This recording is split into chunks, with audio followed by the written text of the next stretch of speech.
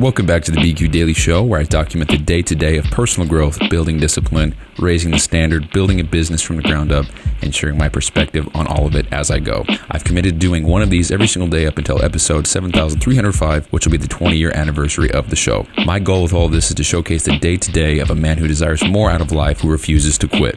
And it is my hope that through documenting the journey, it will inspire, help, guide, or serve as proof for anyone looking to get more out of life as well. If I can do it, so can you. You just have to start.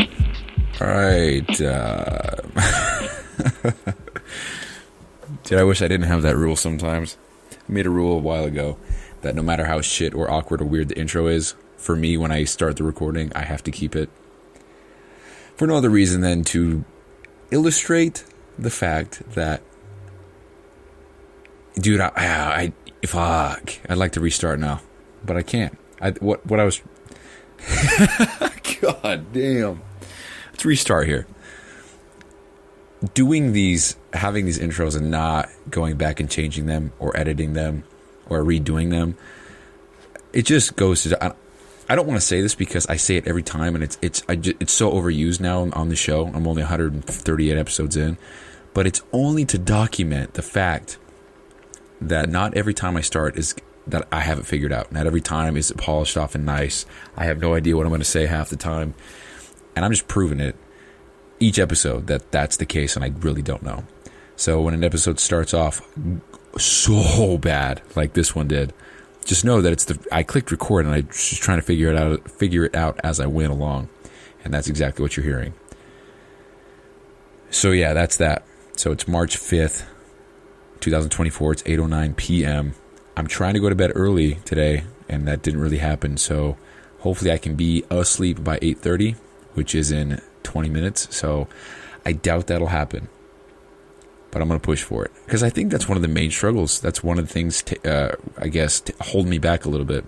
I'm not getting the best quality of sleep. I'm not getting the longest amount of sleep either. I'm getting around 5 to 6 hours per night, and I want to get that around 7 to 8. I want to keep it there. And so if you go 7 hours before 3:45 a.m., that puts me at 8:45 a.m. or p.m. But I have been waking up at 3:30 just so I can so I'm not rushed in the morning to get ready for work. And so with that topic in mind, what I'm going to talk about here is, so I was doing budgeting and shit, figuring out where my numbers are at financially with me working the extra Sundays for FedEx, as well as the pay raises that I'll be getting soon with my main job at Hill Air Force Base. And I was looking at how much I could afford for life and bills and how much money I'd be able to pocket per month, because the ultimate goal at the moment is to free up as much monthly income as I can so that I can use that money to fund and bootstrap the business ideas that I have. I don't want to get any loans or get into any further debt if I don't have to. I'm sure something will happen and it'll be a good opportunity for me to do so. But at this very point in time, I'm very debt averse. I don't want anything to do with debt. I want to get out of it completely and owe nothing to anybody. And that's my goal, and I'm working very hard to achieve that. I've talked about that numerous times, and I feel really proud of the fact. It's given me some kind of drive and direction, and it is allowing me, or making me, I guess, kind of push my limits. You know, I've already talked about this multiple times, but working every single day except 2 days per month forces me to really dial my shit in, to remain focused, to understand that this is kind of the life that I chose. This is what I signed up for. And in doing so, there's a lot of rewards down the pipeline that are coming my way, such as being debt-free, I have nothing owed to anybody for any reason. All my shit is mine. I paid for it. I worked for it. I did it. I earned it. And there's a lot of pride in that. And so, anyway, I was looking at numbers, and I'll actually read some shit off. Nothing to hide here. So, just got a raise. So I'm going to have an episode where I go into depth of where I'm at with everything. But I just got a raise at Hill Air Force Base. I now make $26.82. And in about 3 months, that should be, let's see, March, April, May, June. So 4 months? 4 months or 5 months? What? March, April, May, June. So about 4 months away, including this month, I'll get another raise that'll put me at $28.52.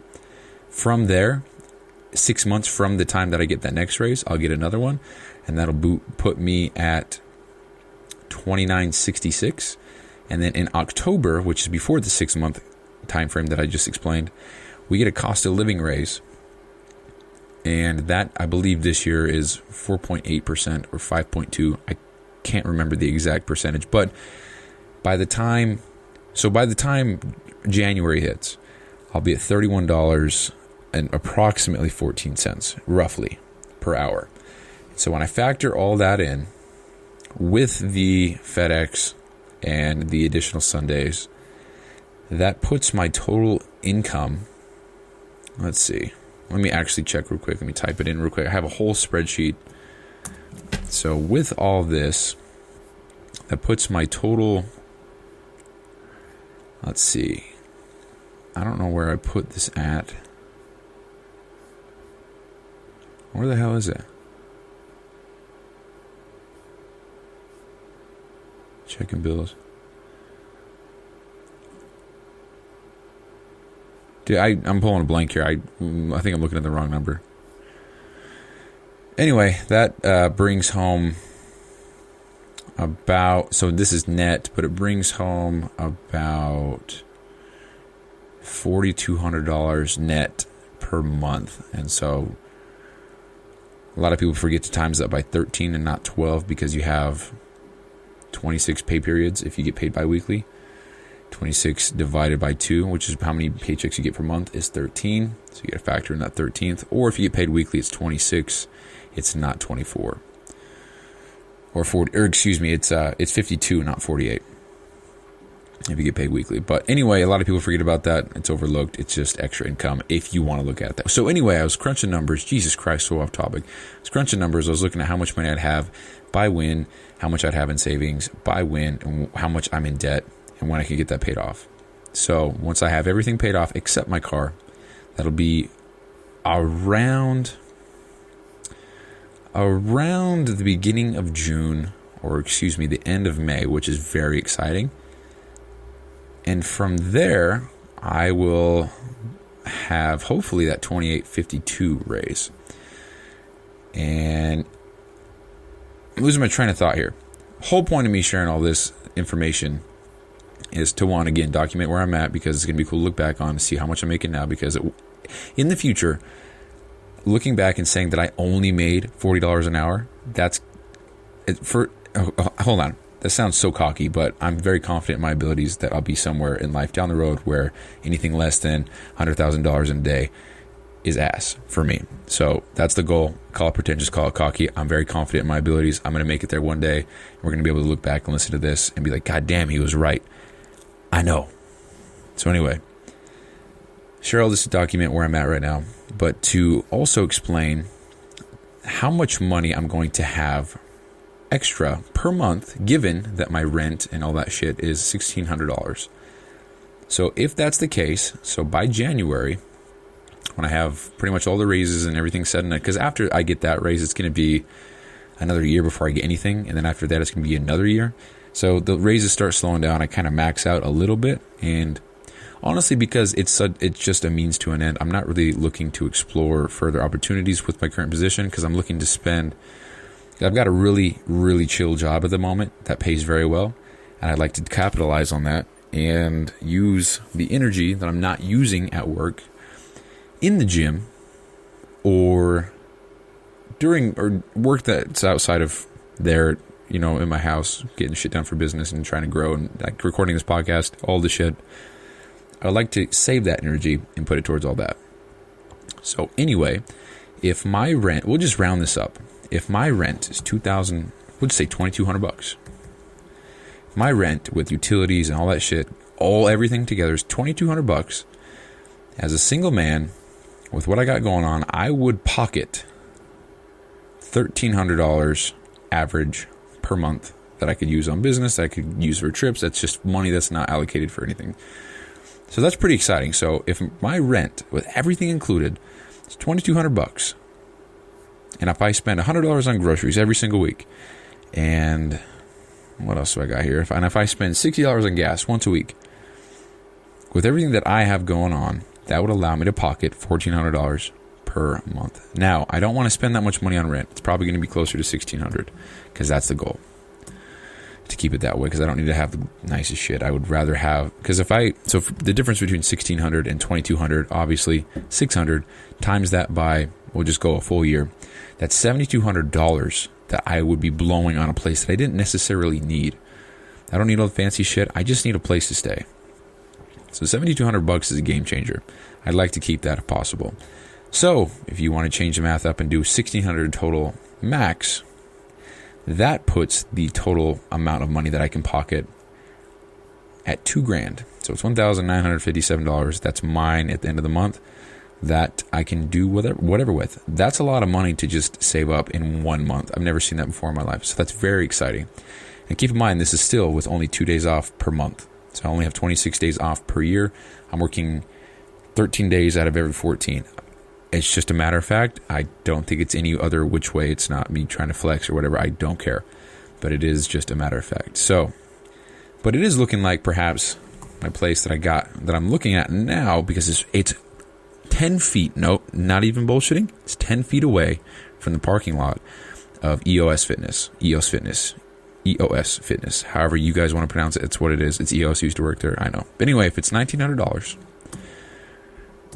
that frees up $1,657 per month. And I only share this, again, sound like a goddamn broken record, to just document where I'm at right now in life and how I'm navigating everything, given my circumstances and my goals and plans. And so the reason why I bring all of this up is because I thought it would be a lot less, and I thought I was a little bit more tied down for my options. I didn't think I had so many options, but the places that are a little bit more expensive just so happen to be very close to my job.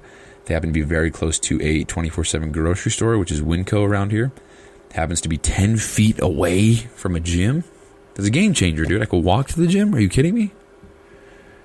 Saves time driving to work, because right now it's about a half-hour drive from walking out my front door to getting into the front door of my building. It's about a half-hour drive or half-hour time.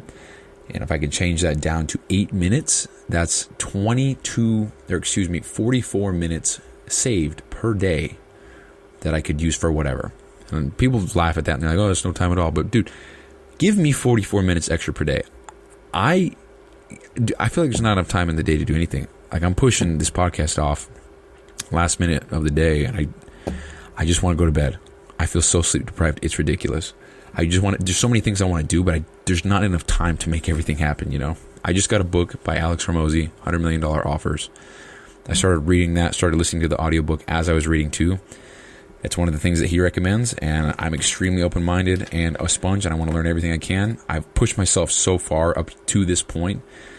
I don't think I've ever been afraid to fail.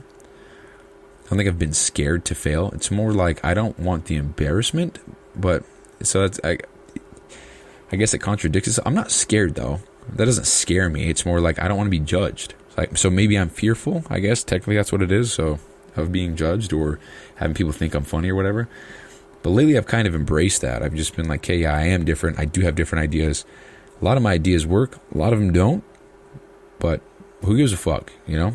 I am different. I have different goals. I think I've kind of accepted the fact that I'm going to be misunderstood from now until forever, until I reach a certain point where it's so clear that everything that I was doing up until that point, whenever that is why I did it.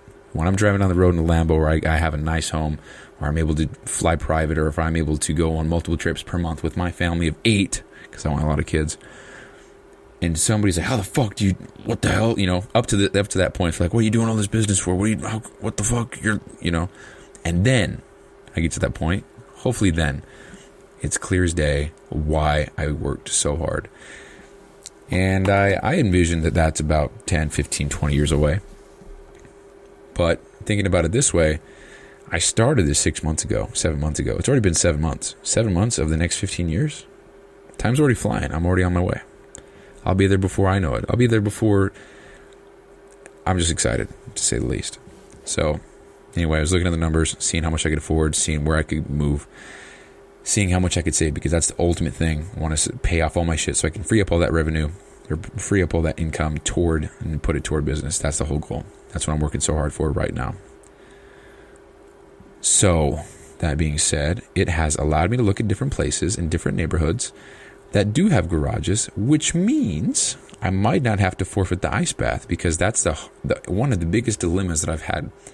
And it's funny because I could have sat there and bitched and moaned and complained about the whole thing and thought and just been so upset that I'm not going to have my ice bath anymore. But I didn't. I just said, all right, well, it is what it is, man. Probably not going to have that. It doesn't make the most sense, so we'll get rid of it. And I moved the fuck on. Now, a couple weeks later, here we are now. Turns out we might be able to have a garage with an ice bath, and that's not going to be a problem whatsoever. So that's a potential 2 weeks worth of complaining and worrying and trying to figure something out that it didn't even need to be figured out. 2 weeks worth of my life that I could have just threw down the drain trying to figure something out. But I was just like, hey, it is what it is, man. It's not important in the grand scheme of things right now in this time of life. Not even going to worry about it. It does suck, and I am bummed about it. But we just got to keep going. And that's what we did. And I'm proud of that. So now here we are, having decided to work more hours and I guess, I don't know, remain calm about the whole thing. We now have different options, and we now have the ability to keep the ice bath, I think. Now, obviously, I want to keep rent as low as possible and save the most amount of money, because I think that's the smartest decision. That's the biggest, there's a quote. I don't know if it's by Gary Vaynerchuk, but I heard him say, he says, the quickest way to not buy Porsche, the company, is to buy a Porsche. Meaning, the quickest way to not buy the big thing that you want or achieve the big thing that you want is to do the little things that you want more right now. And so I would love to have a nice house, a garage, all the shit, fancy this, fancy that, good neighborhood, whatever. I'd love to have that. Everybody would. But if that means it's going to slow me down by $7,200 in a year, I'm good, and obviously that's in January. I'm going to have a place probably for 3 or 4 or 5 months before then. And so let's actually do the math real quick. So it's 28, 50, ooh, shite, 28.52.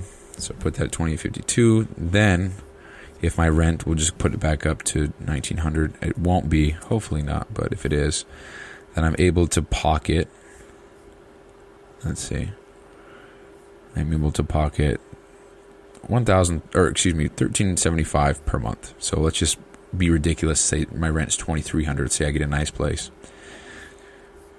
I still pocket $1,000. So that's exciting, man, to think that even if I was blowing $2,300 a month on rent, I'm still saving $1,000. And I guess that's not that much in the grand scheme of things, because that's not accounting for nights out, that's not accounting for trips or fun times, or that's not accounting for shit. So that's like more freedom. So if I keep rent lower, obviously it's going to be closer to that $2,000 mark. So that means in a year span, if I were to save all that, it's $24,000 that's pocketed in my whatever I'm doing with it. It's very exciting. Didn't mean for the show to be so long, but I don't even really know what the point of the show was. I'm gonna be honest with you. I just sat down and recorded. I hit the record button. I started yabbing away. So anyway, I'm very proud of myself, guys. I don't know who's listening, where you are, how old you are, what your situation is, how soon you're listening to this after I recorded it and posted it. But I'm making a lot of headway. I mean, the fact that I'm even in my room recording this with the mic and everything, being in my room where I know people can hear me, the fact that I'm even doing that, and I've done that like 5 or 6 or 7 episodes in a row, that's a huge win in and of itself for me. And so I'm very proud of that. If you go back and listen to episode 1, I'm sitting in the same exact spot as I am now. Same microphone, same everything, same setup. And the way that I talk and everything is just so different. You can tell. I mean, the first 50, 60, 70 episodes, they just reek of insecurity, And even after that, 70, 80, 90, 100, I think 100 was my first episode where I was just speaking with experience and confidence, and I was like, fuck yeah, I did it. I did this thing. I did 100 episodes. Not one person on earth knew about it. Hell yeah. And then I think that maybe that was a spark. Then you go 110, 120, 130, and then here we are now. I think this is 138. So it's exciting. Just growing, man. It's pretty cool. And so, anyway, I don't even know what I would call this episode. Just looking into finances. I don't know. But yeah, I got Alex Hormozi's book, and I'm very excited to dive deep into that and learn as much as I can and apply what I can now with the business that I don't have. I'm actually going to add one more thing. So I was listening to my last episode, which is 137. I was listening to it, and I think the quality's there, the sound is there, because a lot of this is practice for the real show that I'm going to make. And I've actually been putting a little bit of notes into a document so that I can organize a very productive, very succinct first episode of the podcast, which is probably going to be labeled How I Got Here, which is ironic because I came up with that name before I read Alex's book. And the first title of his book, or the first chapter, the first chapter title of this book is called How We Got Here. I just think that's interesting. And even in the first chapter, there's a few similarities, which I think are just so cool. It makes me feel like I'm really on the right path. To think that I have a similar thought process as Alex, with certain things, obviously. I'm not saying I'm like him whatsoever, but we do have similar thought processes, which is similar ideas with smaller things, I'll say. Not in any way trying to say that we think the same, because if we did, I'd also be a multimillionaire. So anyway, I forgot what I was saying. Oh, I was listening to my own show, and it sounds good. I think the quality's there. It does pick up a lot of my mouth chapping movements. Don't like that. It's very annoying. So whatever, that made it hard to listen to. But I was listening to how I was speaking and how I was just saying every word, and how my thoughts sometimes were incomplete, or they were run on, or whatever, or how I just, my ups and downs of my voice, my tonality, everything. And it was very frustrating to listen to. Maybe it's because it's me and I know what I'm trying to say. So because I'm not actually saying it, it's frustrating. So for me, it's like, dude, just spit it out. Jesus, So maybe that's what it is for me, but it was it's like I had an itch on my back that I couldn't quite scratch, and I was trying to get it, but I couldn't. And so it was just very angering and annoying. And all I wanted to do was just scratch it, but I couldn't. I just had to sit there and take it. It's kind of how it was for me listening to it. And so, don't like that. And the main takeaway I can say from that is I need to just speak better, speak clearly, maybe speak a little bit slower, exactly how I'm doing now. I think everything that I'm saying is a lot more articulated, and it sounds better. So maybe that's just what I have to do from here on out. I just need to slow down and say every single word from front to back. And we'll go from there. I don't know, but it's quite an adjustment to go from talking, kind of like how I was earlier in the show, kind of like this, you know what I mean? To going to talking like this to make sure that every single word that I say is said correctly and that my point is made and I sound good and I'm understandable. You understand the difference right there? Kind of the on and off switch. I didn't feel like I was trying to be somebody entirely different than who I actually am, but I did feel a little bit different. And I think the way that I'm speaking right this very second is actually good. But again, who the fuck knows? And it's so awkward that I'm even saying this. I'm judging the way I speak live on the show while other people are listening to how I am judging how I speak, that they're listening to me. The fuck, bro?